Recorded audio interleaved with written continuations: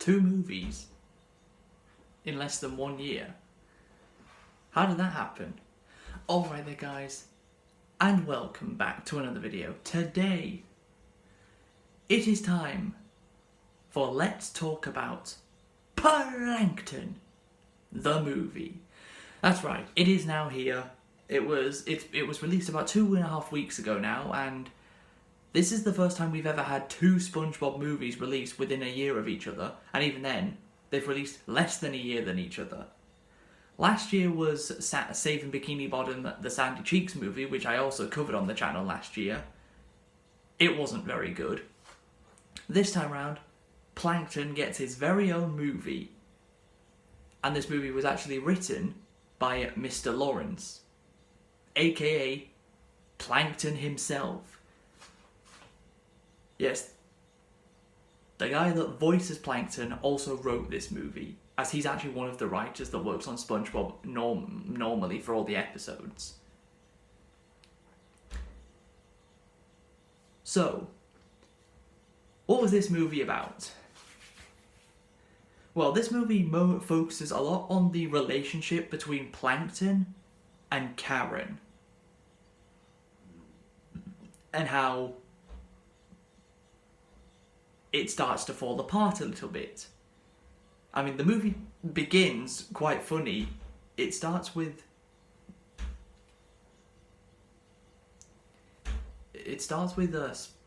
SpongeBob singing about welcome to Bikini Bottom, and then the French narrator does his usual DC with all of its wonderful creatures.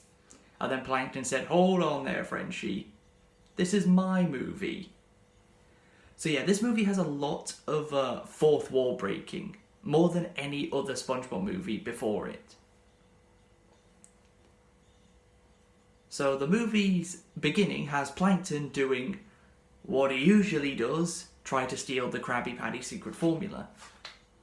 And it's funny because he literally succeeded at doing this in the first movie, if you remember. So he tries to steal the formula again, fails again,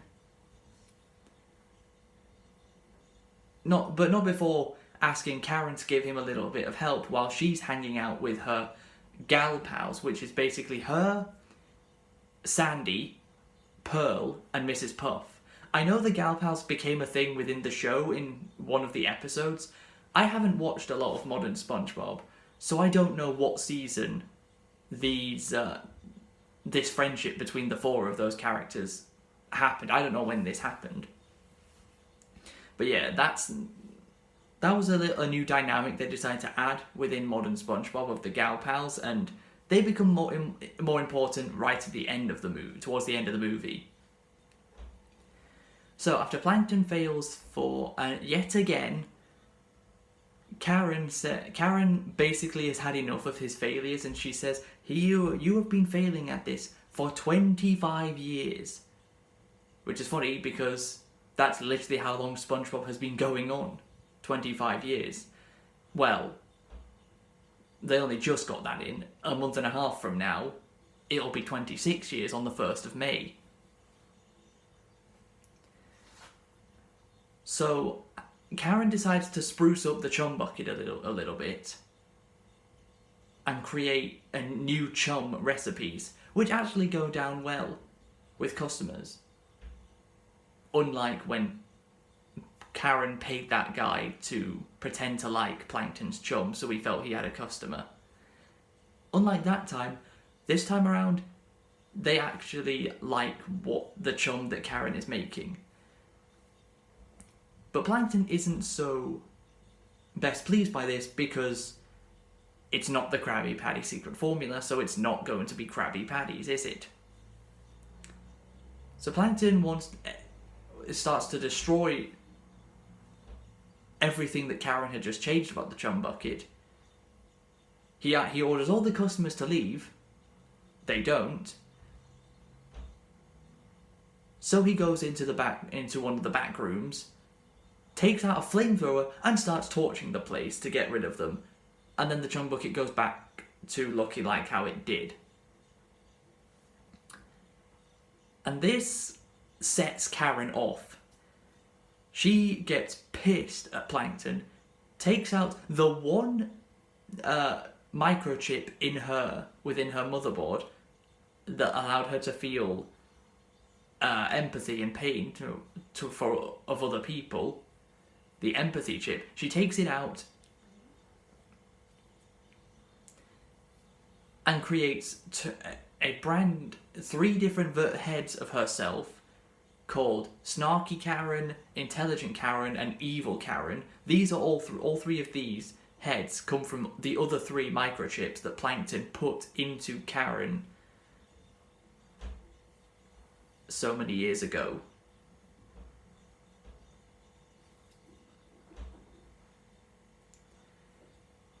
So she starts going crazy,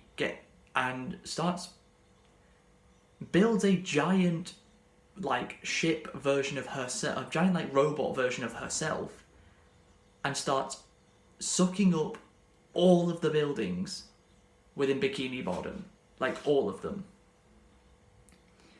So Plankton needs to stop Karen.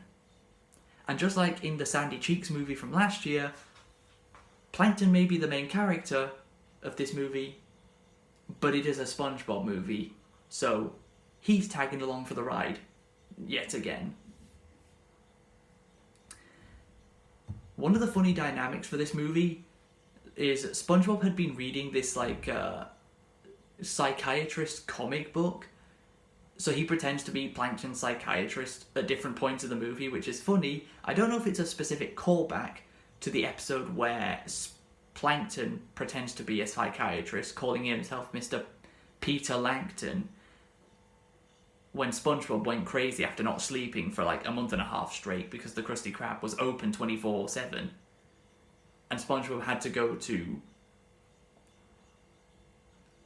went to the chum bucket, and Plankton pretended to be his psychiatrist.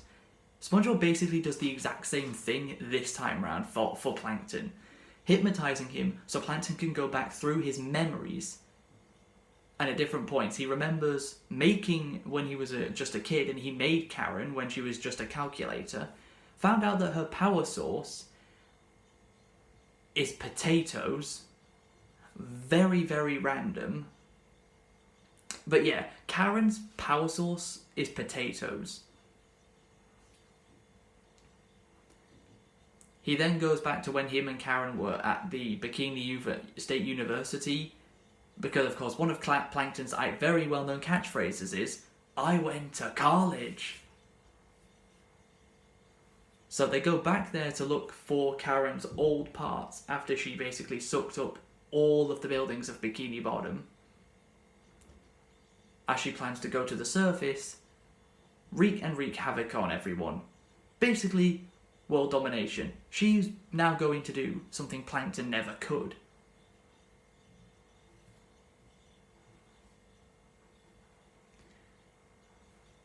And through the different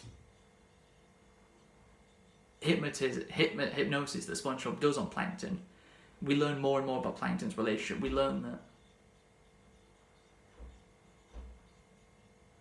that Plankton was the only smart person in his family, even though we kind of already knew that. If you go that one episode where Plankton basically recruits his entire family to steal the formula, we quickly realise that, yeah, Plankton's the only person in his entire family that actually has any sort of intelligence. So he goes back through the memories of him and Karen when they first met, and when they went to college together, and they've made their first freeze ray. They also froze Plankton's roommate that he'd been staying with for 4 years, and his roommate didn't even know he existed.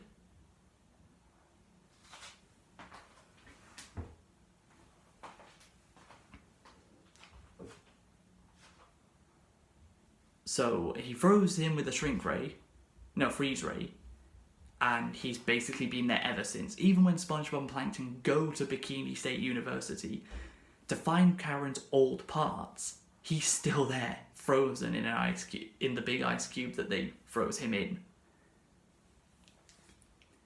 Then they take the old parts of Karen to where the current Karen is, although not realising that it's still Karen, and the other Karens just turned the old one against Plankton.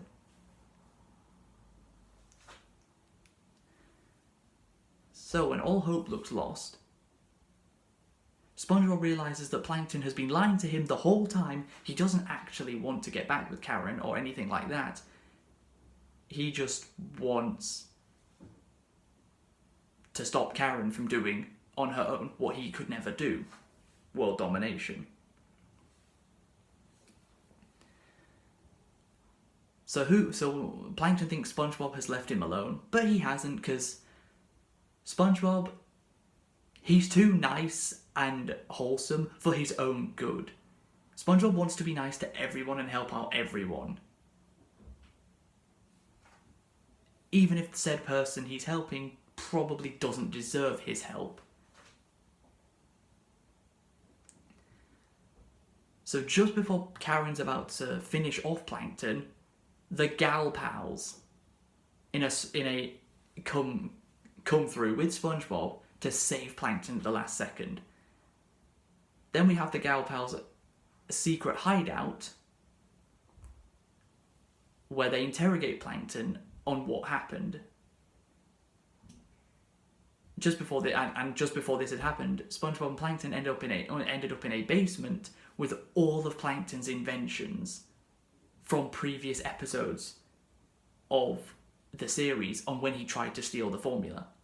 The giant robot from when he fell in love with Mr. Krabs' mother is one, but they even call back to the very first movie with the Chumbucket mind control helmet.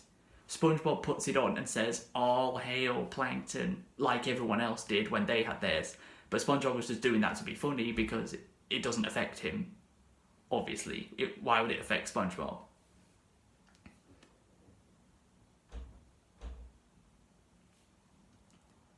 So after all that, after interrogating, SpongeBob finds the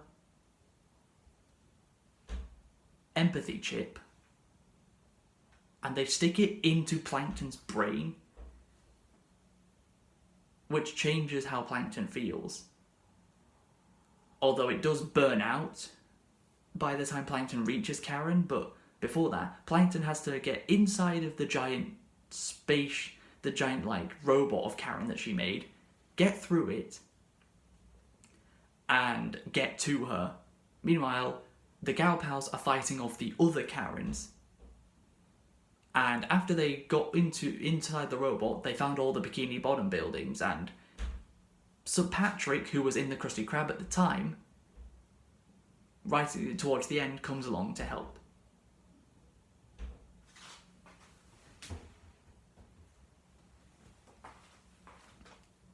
And they do this really funny scene where they're just waiting for an elevator, and there's like that calm elevator music playing, whilst in the background you've got Sandy, Mrs. Puff, and Pearl fighting the other Karens. SpongeBob and Patrick get into the elevator, but Plankton gets shot away. Plankton eventually does manage to make it up to the main control and tells Karen that he's sorry and that he loves her and that he should have listened to her.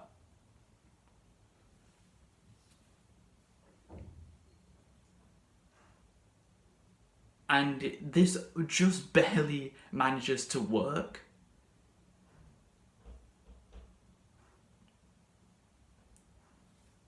In the end, Karen does forgive Plankton for not listening to her. And she even has a little seat prepared for him to commit world domination. As they end up rising out of the water onto the surface.